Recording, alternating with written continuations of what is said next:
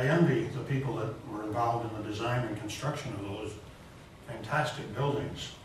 And those are usually once-in-a-lifetime projects. And those of us who've been around government service for a long while know that they seldom come along to those in government service. And I applaud the GSA for their standards in design. I have been around for a long while, but I'll tell you, I'm still excited and enthusiastic about what we do, and especially in government, and the difference we can make for the public. And I look back at that career, and I look back at how we've accomplished many things, and I can't help but notice that over and over again it's because of the people. I've always been surrounded by outstanding people, and I'm going to introduce a few of them here this morning. But the notion is that when you head an agency like OGS, you don't have to know one thing very well. It's such a diverse agency. It's probably the most diverse agency in state government. Yes, we do involve ourselves in real estate to a great extent. We manage over 19.4 million square feet of office space throughout the state. We lease about 600 spaces totaling 16,400,000 feet. So we have a lot of real estate at our hands. We also are large in procurement, and we procure over $5 billion worth of products for the state every year. And if you add all these things up and you look at all the businesses that we have, there's no one that stands taller than the others. But the synergy among them all is what I think gives us an advantage over many other agencies. Because in our design and construction unit, headed by Deputy Commissioner Jim Davies, Jim has a portfolio of around $1.2 billion in the pipeline at any one time. That's projects that are in design, projects that are in construction, projects that are being finalized out, and there are a myriad of activities for the state. Unfortunately, many of them are projects that we're not happy about. You see, we're the state's prison builders. And we got this job many years ago when Governor Carey was the governor at that time, and it was shortly after Governor Rockefeller had left, and he left us with the dangerous drug laws. And people were being arrested at an unprecedented rate. And we had to have prison space for them. And the charge was that we had to get it done overnight, literally. What we told our contractors was, you better get out the back door because the inmates are coming in the front door. And because of that, we had to compromise many of our standards in architecture and engineering. We couldn't get them built in the standard way. We didn't have time to really examine the best type of the building. We just had to build space. So we embarked on a program that we call our prison build-up program, where across the state of New York, we built over 25 prisons. And they were in the pipeline for each one was 11 or 12 months. We got very good at it. How did we get good at it? Our architects and engineers said, well, this is war. And we're going to have to do things we normally don't do. We're going to have to compromise on the materials. We're going to have to compromise on the design and get space for those inmates. So the result was that we have a prototypical design for all of these prisons, dormitories, mess halls, kitchens, and physical fitness facilities, gymnasiums. And we really can punch them out. I'm not proud about that, but it's a case of where the public sector has to rise to the occasion, and architects and engineers have to be creative and rise to the occasion. So that was one of our major efforts. The others are more exciting, even though the prisons were exciting. I'm going to talk a little bit about my favorite project, if I could move over here, and especially for the folks around Albany. You know a little bit about the Empire State Plaza. So I brought over a photo of it that hangs in my office, and every day it reminds me of how it all happened, because it'll never happen again. This project, then called the South Mall Project, was the creation of Governor Nelson Rockefeller. And when it was announced, we couldn't believe it. I was out at Harriman campus. I'd come to Albany in 1960 to work on the Harriman campus project. And we heard one day that the governor was going to make an announcement. And the announcement was, this was in 1963, the announcement was that we were going to take over 98 acres in downtown Albany and build a new government center. And it just was so impossible to imagine, 98 acres in the center of the city, houses, 1,200 homes, churches, cathedrals, all of it. You couldn't do it today. There's no way we'd get away with this today. With environmental impact statements, with neighborhood groups that have and fortunately have tremendous powers, we took the 98 acres. And it happened literally overnight, not only the taking, but the decision to do it. When you think about it, he immediately, when he made his announcement, created a commission, the Capital Commission, and it was headed by then Lieutenant Governor Wilson. 19 days later, 19 days, we had the plan. The layout, the plan was going to be, so obviously he'd done some thinking, but he did it very rapidly along with Paulie Harrison, the architect of record, who they were very friendly, and as you know, Harrison was involved in the United Nations buildings. But I look at it now and I say we could not do it. The one thing Rockefeller, I think, would be very unhappy about was the vista. If you think about coming up from the river to the plaza, that was supposed to be seen forever. Now, I can tell you today, he never would have tolerated the existence of the Times Union Center. He never, if you go to the housing that's down on South Pearl Street, those are oriented so you don't obstruct the view. This parking garage we now have here, that would have been a no-no for him. But anyways, we've tried our best to honor the design he had. People ask me, well, did he have anything to do with the actual design? Some people say he was a frustrated architect. And some people, and I believe this story, talk about this building, the egg-shaped building, and I for years fought calling it an egg. A young lad from Texas wrote me a letter not long ago and said, what's that building that looks like an upside-down flying saucer? So we couldn't believe this. We couldn't believe that we were going to have to build that. And the architects were going to have to make it possible to be built. Along with Harrison, there was Lundin and Shaw and Sergeant Webster did separate buildings, but they all were coordinated by Harrison.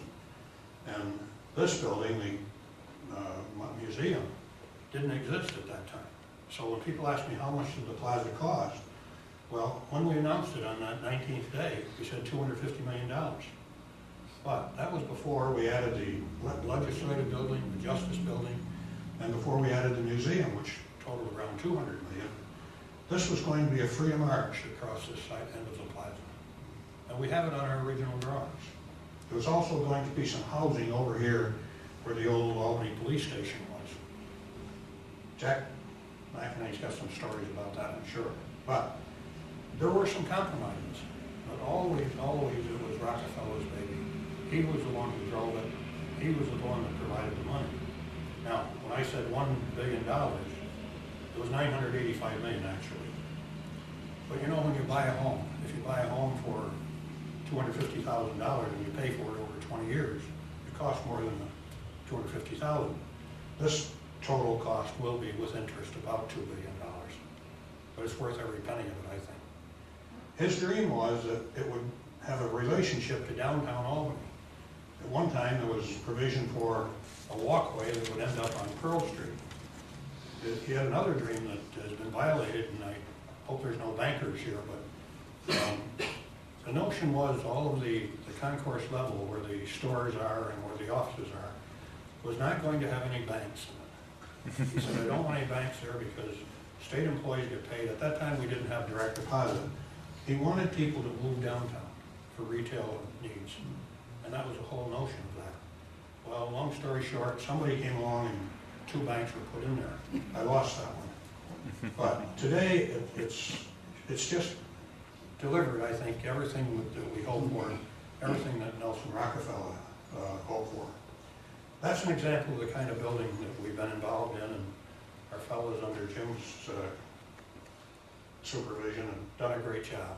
And that's what I have to say about all of the people that work for OGS. We've had other buildings that I think are architectural monuments in a sense.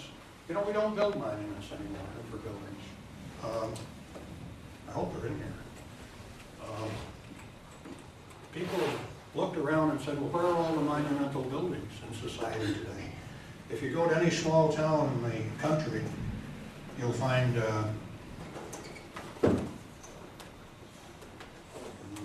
the architect.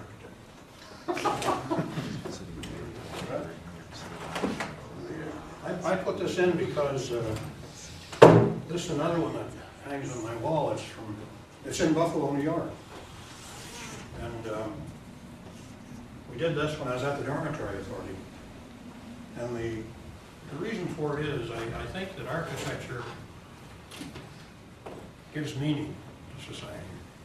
And this building is an auditorium and a gymnasium all combined in one. And it sits near the baseball stadium in downtown Buffalo.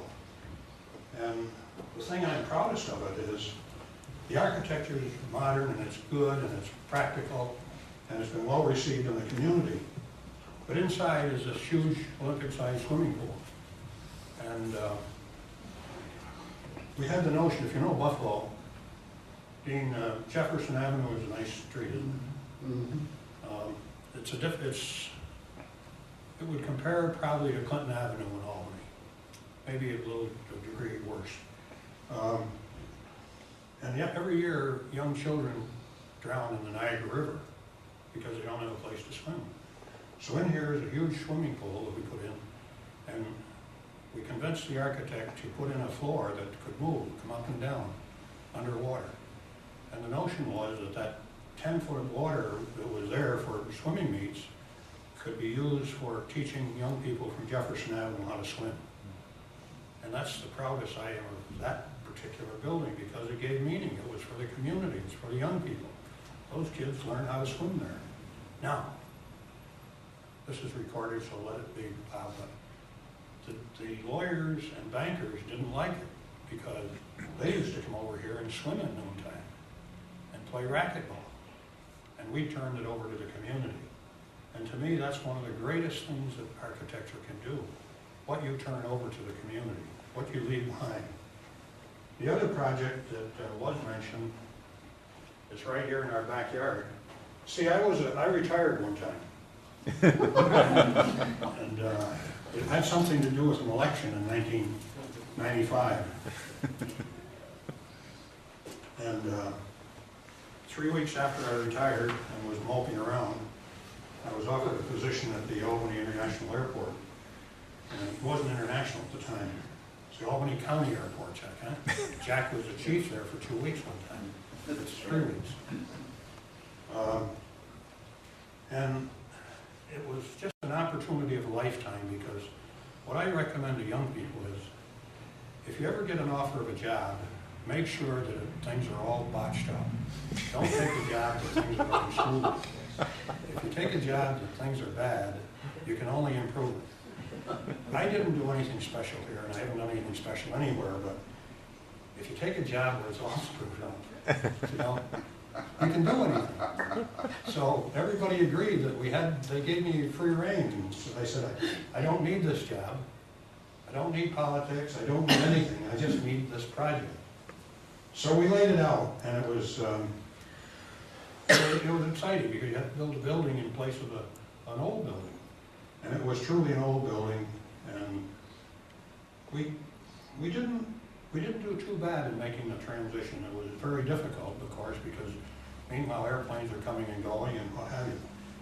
The big victory for me was that we managed to use it as a sales pitch to Southwest Airlines. And everybody knows you do all travel a lot, especially if you have families spread around the country, that we had to have something that would make it truly important to the region.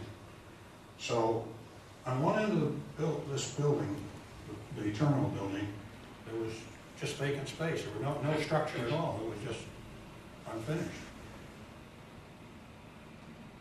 I spent a lot of time in Dallas, Texas with Herb Kelleher and the other people at Southwest Airlines.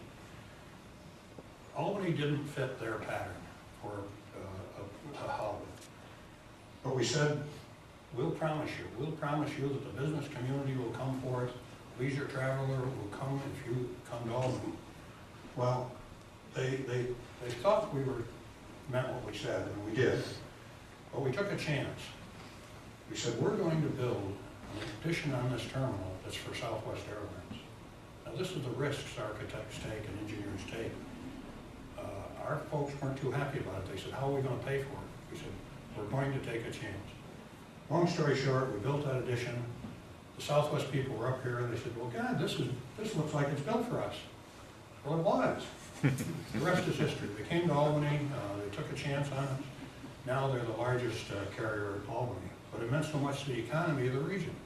Because what good is architecture if you don't have money to build things? Right now, it's, I think, a difficult time for architects. We're not building a lot of things. So, here's something that helped the economy, helped this region. We're proud of it. It started a whole fad across the country that we don't brag about much, but Nelson Rockefeller was very big on art in public places. He said, there's no reason why, nothing in the laws of man and nature could say a capital can't be beautiful and functional at the same time. So we knew that other buildings we were building out in Watertown, Utica, Syracuse, Suffolk County, Harlem, had to have art in.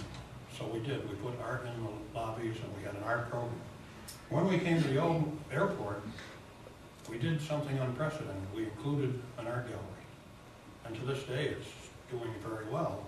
So well that other airports across the country are emulating Albany. And they've started a group of, a club from artists that are involved in displays in airports. Why? The whole notion was, flying is an experience, and it's not always a good experience.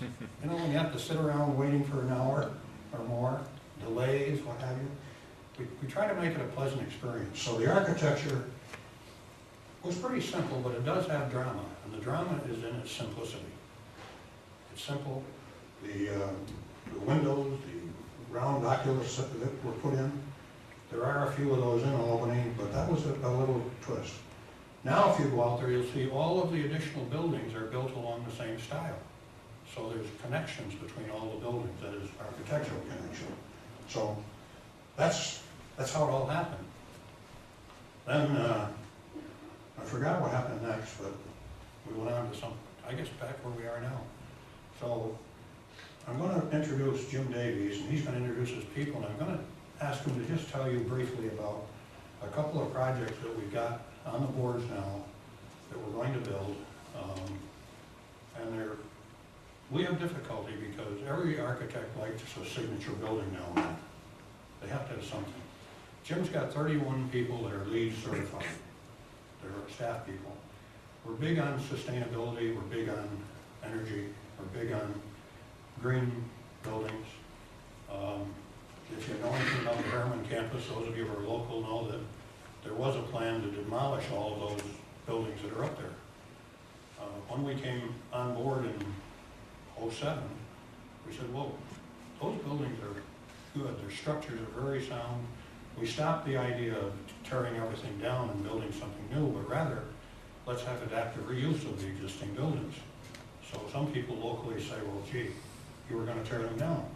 Well, architects are agents of change. You have to change sometimes. And if it's for the better, we should endorse that motion. We've got some ideas up there about other things that could relate to high technology and technology in general, relate to the university. Those are important things.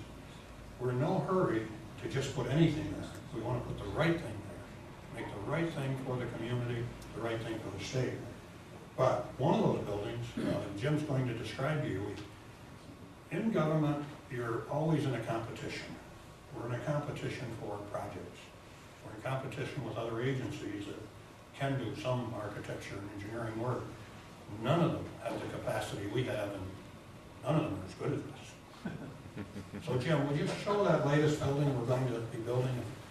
And don't tell Paul Gray because he'll write about it, but it's this is a building we fought for the commission on, and we got it. And this is what it's going to look like. The commissioner asked for a few projects that we had in the works. As he mentioned, we have a pretty varied portfolio. OGS works for 35 different other state agency clients. And as you mentioned, Correctional Services, one of our largest customers. You can imagine that the portfolios of projects are quite diverse. Most of our work are rehab and improvement projects, small repairs, under average project size, easily under $500,000. But we occasionally do get some new construction. So I brought 3 examples of what we have in the works in terms of new construction. And the first probably are more dramatic. I was going to save it to the end, but this is a new food laboratory and a metrology laboratory for the Department of Agriculture and Markets. This project, I dare say, has been around, a concept, a desire of, and a need for agricultural markets for at least a decade. And it is finally coming to fruition. It is in design. It's going to be located at the Harriman campus for quite a while. We were just trying to land where would this project end up. It's a 70,000 square foot building, 3 floors, and we are situating it at the campus to respect existing green space and the campus feel of quadrangles and whatever. And yet it will be right on the ring road of the campus, if you're familiar with Harriman. So it will be quite prominent as people approach the campus, but in close proximity to the rest of the buildings. Building it on as anybody might know the campus, there's quite a bit of surface parking, a bit of asphalt, and so this will be built on one of those lesser used parking lots as opposed to taking additional green space. So this is underway, and if I could, and about a price tag of about $45 million. It's right across from the existing new apartments, so it's 300 apartments. Another project actually we just bid this project. It's a pharmacy for the Department of Correctional Services outside of the jail. Outside, this is going to be at Marcy. Again, another about 70,000 square foot project. But it's got precast. It's basically a warehouse, some sophisticated equipment that goes inside it. But for the same square footage, less than $20 million project outside the jail. We did this one in-house. The previous laboratory is being designed by CUH2A. And another example of something, this is just under construction. This is a project at 5 Points Correctional Facility. This is within the perimeter. And another example of not civic architecture, but certainly government construction work, where this is inside a jail, is a residential mental health treatment facility at the 5 Points Correctional Facility. Again, about 70,000 square feet, and a price tag of $35 million. Very different examples, I think, of the work that we get involved in at OGS. In addition to the repairs, I could show you those roof jobs and boiler projects or whatever, but you get the idea that we get involved in a lot more than just perhaps what you might consider civic architecture. We spin off from the law. Jim, I don't know how many mental health facilities we're doing right now in prisons. And that's a huge program for us. But bottom line is, with me, is what's architecture all about? What are buildings all about? I think they're about substance and they're about meaning. And if any English majors are here, you know the words of Gibran in the Prophet when he talked about work. And when he was asked about work, he said, work is what a woman does when she weaves a garment for her loved one. And work is what carpenters do when they build a house for their loved ones. Work is love made visible. And in my judgment, that's what architecture is all about. But architects deliver is love. They love their work, they love to produce beautiful things, functional things. I'm proud to be with this team here that does so much. They do it for the taxpayers, for the people, to make it better for society. So I'll answer any questions you have.